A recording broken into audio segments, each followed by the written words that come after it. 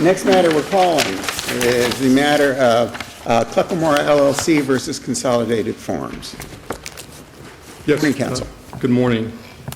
May it please the Court, my name is Marty Fagenbaum, represent Appellant Clippermore. This case is about... Before you start rolling, do you want to reserve some time for rebuttal? Yes, Judge, please, 2 minutes at the end. Sure. And I would like to mention at the beginning, I believe the standard of review is de novo. I cite the support for that at pages 25 and 26 of the initial brief. In the law, there are some roads which are more well-traveled than others. This was a road that was presented to Judge Rodriguez on summary judgment on a road which was not well-traveled. And in fact, realizing that, Judge Rodriguez needed to choose a guide to try and take her to a place where she would make the right decision. She ended up choosing Appalachia Consolidated Farms, and the Appalachia took the judge down the wrong road. I went to the night division for the first 2 years of the University of Miami Law School, and I ended up graduating when I was 37. And one of the things that was just last year, right, Counsel? Well, it's quite more than that. I'm 65 now. But thank you, Judge. So you graduated 2 years before me? Could be. Pretty good. I was on the law review, actually, with Judge Jordan. So that was a nice thing, see him once in a while.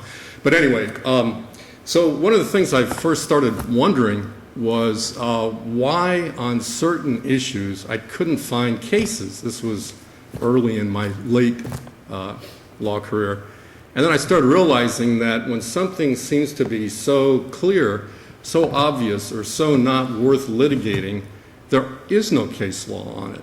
And you think this is one of those cases? I do, Your Honor. They probably agree with that premise, but not the same conclusion.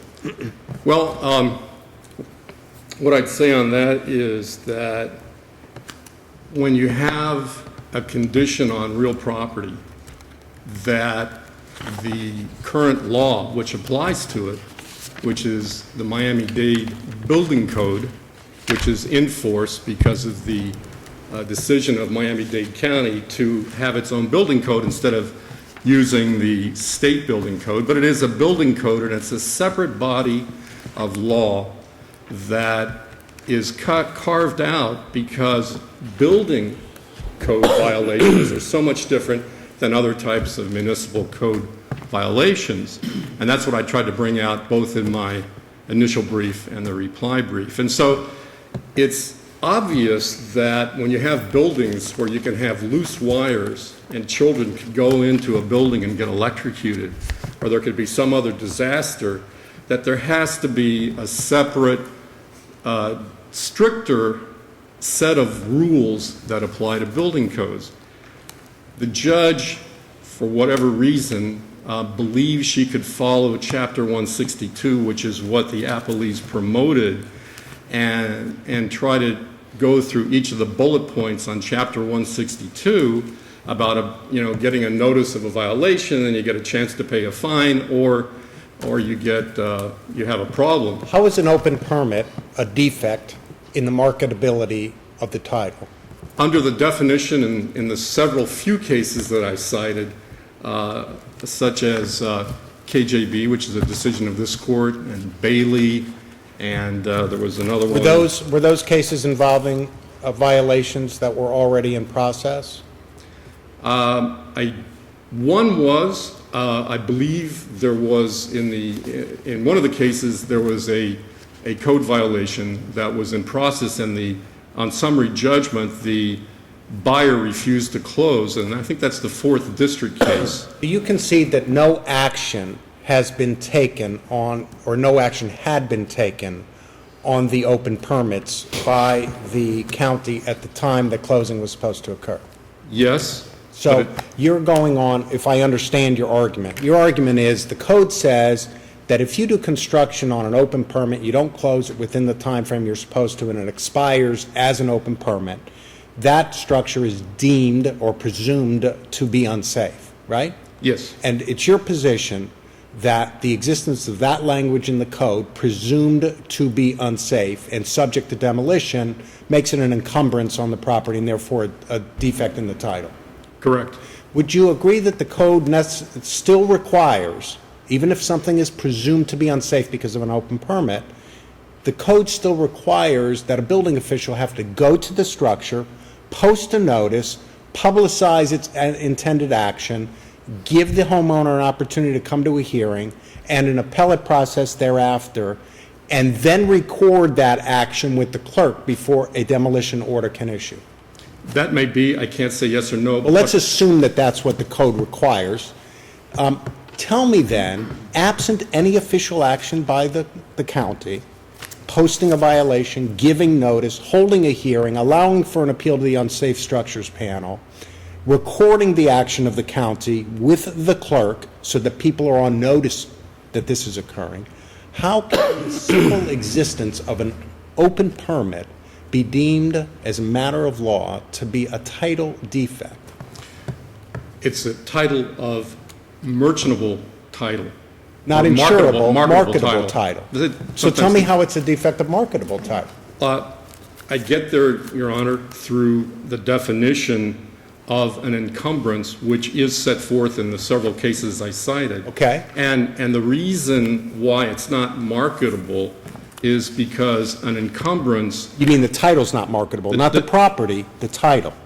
the title is not marketable, meaning a person can go ahead and buy it and have a valid title to the property, but that doesn't mean when that new buyer tries to resell it to somebody else, he'll be able to do it. So when people buy property, they say, I don't want to just know that I can stay here and nobody's going to kick me off, but I want something that if it appreciates or my circumstances require that I can sell to somebody else, I bought something which is marketable. Well, what prevents you from selling it to someone else with the open permit and having the closing agent withhold sufficient funds to make sure that the buyer is held harmless because of the open permit? I mean, that's done all the time, isn't it?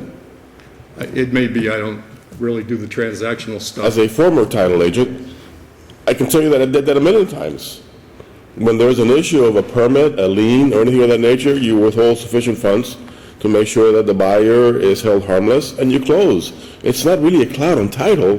It's an issue that affects the value of what the buyer is getting, and there are methods of protecting the buyer. I Do you not agree? Yes, Judge, I do agree.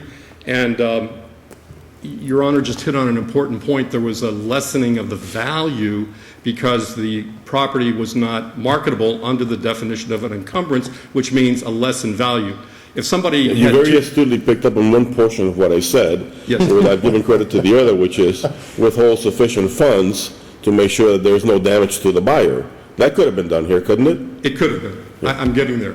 So it does, to some extent, you're right, Judge.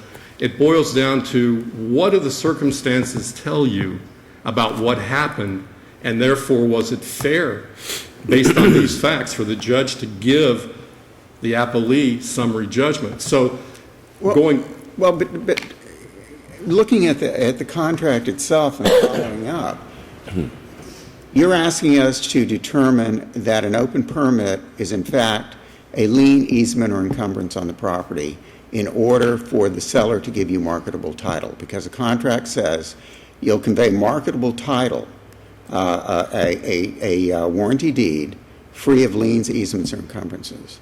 So anytime you have an open permit, just an open permit itself, unless it becomes an encumbrance, how does an open permit become an encumbrance? An encumbrance, by definition, for example, in the KJB case of this court, which was cited many times by us, which is 77 Southern 3rd 727, a case from this court in 2011, defines an encumbrance is every right or interest in the land which may subsist in a third party to the diminution of the value of the land, but consistent with the passing of the fee by the conveyance. So You can convey title Yes. with an open permit. yes, you could. And then the new owner can petition to have the permit closed, correct? You would be, yes. Yeah. But the question is. You still got good title, though. Who was in default? This goes right to Judge Fernandez's question. Who was in default? By September 4th, a couple of months before the closing, Clipamar put Consolidated on notice that there were these open permits. And then we show you in our two briefs how that was an encumbrance because it lessened the value because the building was presumed unsafe and it was not marketable for that. You couldn't get a marketable title because it had that encumbrance under the definition of encumbrance, which there are cases which define encumbrance for Florida law, which we do cite in our briefs.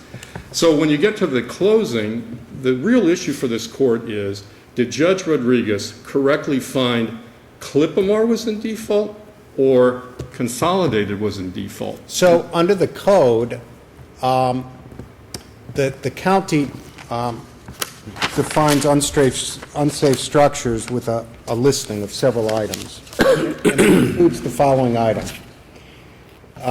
It's presumed to be unsafe if the building or structure is vacant and abandoned and covered at doors or windows with materials not previously approved by the building official. So of the tens of thousands of foreclosures that are currently pending in Miami-Dade County, I imagine there's a pretty high number, even if it's a small percentage, of buildings that are vacant or abandoned that may have been subject to some criminal mischief, and so the doors or the windows are covered up with wood or some other item not approved by a building official.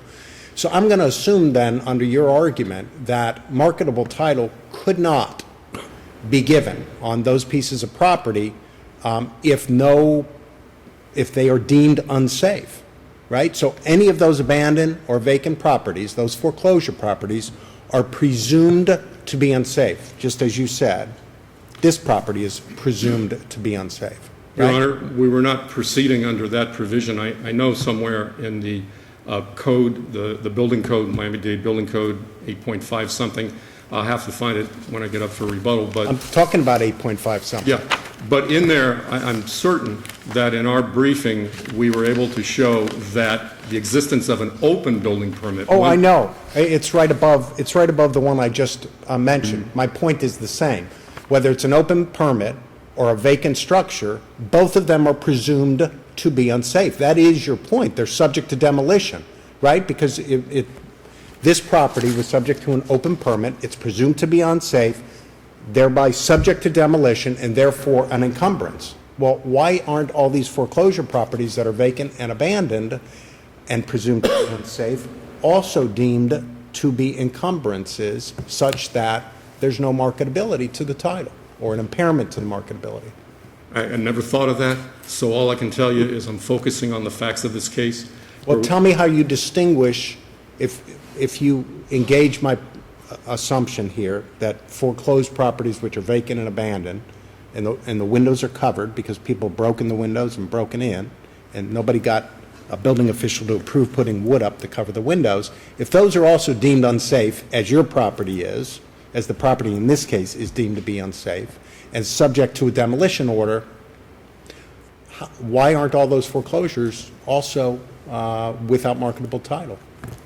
They may be, but in this case, when you consider writing an opinion in this case, the existence of the open building permits, that portion of the code deals with individuals who own property who have taken out permits to begin work, which can leave then the property in an unsafe condition, presents a health hazard and a danger to the community. Even if it doesn't lead to an unsafe building. So if I take out a permit to do construction on my swimming pool, for example, and I get in a disagreement with the contractor and he starts pulling the tile off around the inside of the pool, we never finish, the permit expires, still open, that's all that's been done. Tile came off my pool, but it's an open permit, I never closed it. Defect in the marketability of the title, yes? Your house should not have a marketable title. We know from a recent case. Because why? Why wouldn't it have marketable title? Because of, for example, what happened in the news about 6 months or a year ago. But is your argument it wouldn't have marketable title because it's subject to demolition? Did I hear you say it's an unsafe structure subject to demolition? It's presumptively unsafe because of the work that was begun on a building that could leave it in a condition where a child could be electrocuted in that pool. Well, let me take it a step further. Also in Dade County, after the rash of hurricanes that we had, there were a number of companies that contracted to sell hurricane windows. A number of these companies took out permits. A number of these companies put in the windows and then went bankrupt before they arranged for a final inspection, and homeowners had no idea until they got a notice that the inspection was going to go into a lien. Now, are all those homes, in your argument, would be unsafe to live in and would be subject to demolition because they didn't close the permits? The way I understand it, because Sure, I tried your to look into interpretation this, is the that- way I understand it is that because of Hurricane Andrew, the Miami-Dade Building Department was so overwhelmed, Right. it never could ever catch up Right. with these things. But as we, as citizens in this community, have to deal with individual situations. But I understand what you're saying, but the answer to my question is putting all that aside, is it your position would have to be that every one of those homes, or every one of these homes that have wood on them that, like Judge Eames was describing, but on the hypothesis that I'm giving you, every one of those homes is considered unsafe and subject to demolition. It's presumptively unsafe, and whatever the code says could happen in terms of enforcement, yes, that is the current state of the law, and whether it would create some kind of a, what do they call it, Pandora's box? Gotcha. Then the rules should be changed, or the rules should be enforced. I got you. We've taken you way over, counsel. I'll let you save a couple of minutes for rebuttal, okay? Well, can I just reserve that for the end, Your Honor? Absolutely. Thank you. Absolutely. Thank you.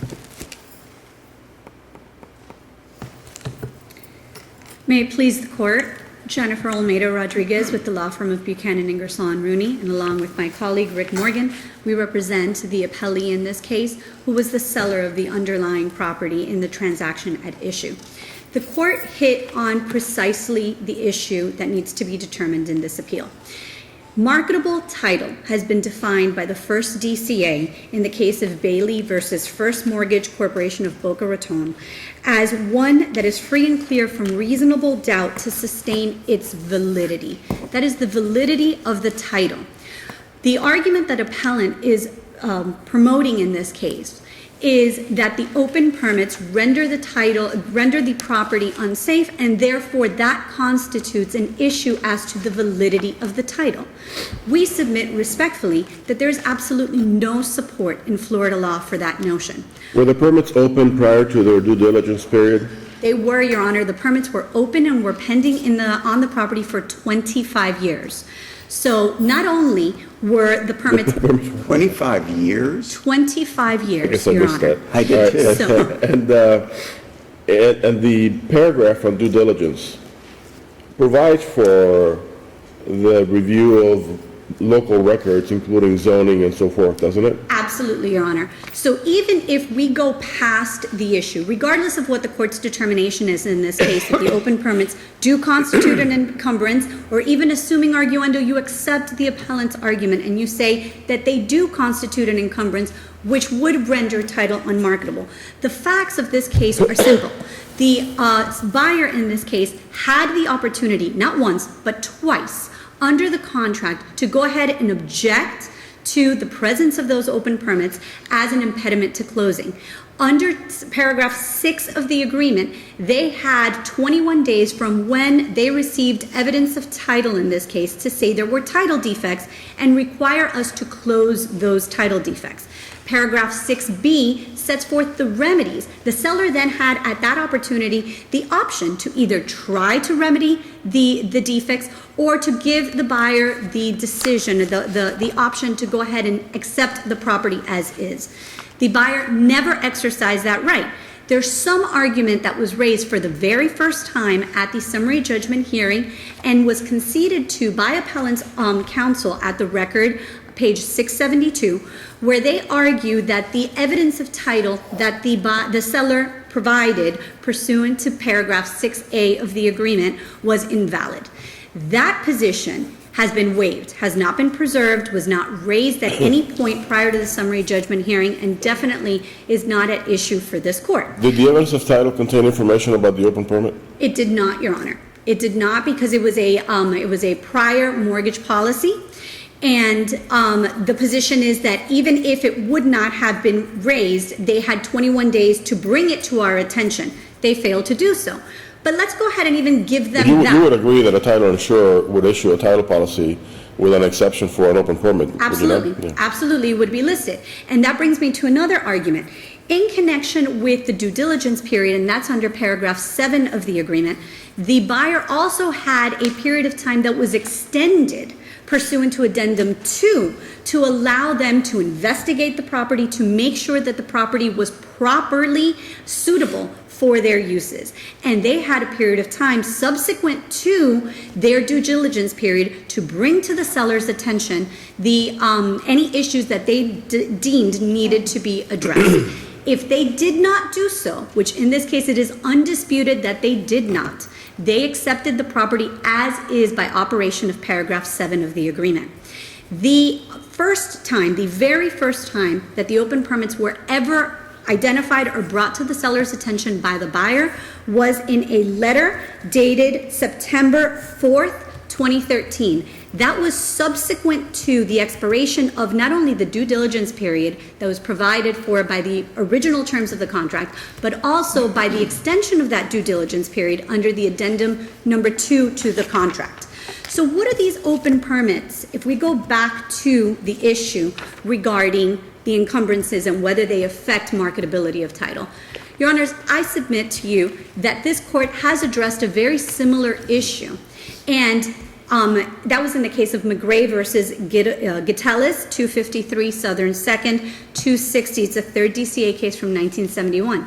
In that case, the court considered 80 housing code violations, and those 80 housing code violations were presumed to be conditions of the premises. And the court found that conditions of the premises do not rise to affect title. And with regards to the issue of whether or not a property is unsafe or not unsafe, those were specifically the types of issues that this court considered in McCrae. In that case, the court looked to other jurisdictions around the country, looked to New Jersey, looked to Washington, looked to Maryland, and those cases involved faulty wiring. They involved situations where a wooden fire escape needed to be replaced with a metal fire escape. They also involved issues regarding the thickness of brick walls for purposes of the safety of the structure. And in McCrae, the owner had already been cited for the 80 violations. Absolutely. But none of them had ever proceeded to a lien. Absolutely. And that's very important because in their reply brief, the appellants argue that Chapter 162 is not applicable. And it's interesting to really look at their argument because Chapter 162 is divided into two parts, Part 1 and Part 2. The section that we rely upon, 167.09, is contained within Part 1 of the statute, of the chapter, pardon me. And that is the one that sets forth the procedure to elevate an open permit to a violation subsequent to a lien. Okay? They rely on a specific section, 169.21 subsection 7, which provides the provisions of this part are not applicable to the proceedings under 553. But this part, that exclusionary language, solely refers to Part 2 of Chapter 167, as opposed to the section that we're relying upon, which is contained in Part 1, that there's absolutely no basis in law to find that it doesn't apply with regards to code enforcement. Now, they didn't raise it on oral argument, but it is addressed in their brief, and so I'd like to very briefly discuss it, and that is the order that the trial court entered striking their expert's affidavit. Unlike the review of the summary judgment in this case, which is subject to de novo review, the trial court's order striking the expert's affidavit is subject to review utilizing an abuse of discretion standard of review. And in that case, in this case, if you look at the affidavit, it cannot be controverted that the expert's affidavit specifically invades the province of the judge. in contravention of the Supreme Court's finding in Town of Palm Beach versus Palm Beach County, 460 Southern 2nd, 879, 1984. The affidavit of the expert in this case tells the judge how to decide the case and is therefore inadmissible. Not only does it identify which statutes are relevant and irrelevant, it also goes on to apply the standard provided in those different statutes and render the ultimate conclusion at issue in this case, which is that the open permits render title unmarketable. If the court has no further questions, we would rest on our brief and request that this court affirm the summary judgment order entered in favor of the seller and against the buyer, as well as the order striking the expert's affidavit. Thank you very much, counsel. Thank you. Mr. Bingham, quickly. Yes. Yesterday I was looking at all the briefs and all the supporting stuff, and there's a lot of stuff here. I would please ask your honors to go through everything after you've heard what we said today, because I really, really tried my best, spent a lot of hours laying it all out. There's a lot of things to look at here.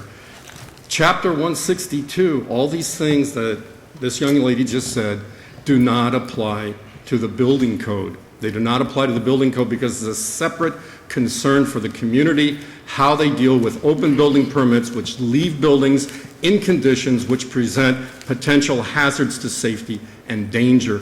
And there's no statute of limitations. It doesn't matter how long ago they were taken out. Marketable title, if you look at the same Bailey case, we cited on page 42 of our initial brief, 41 and 42, and we talk about a good or marketable title. The same case she just brought up is one that is clear and free from reasonable doubt.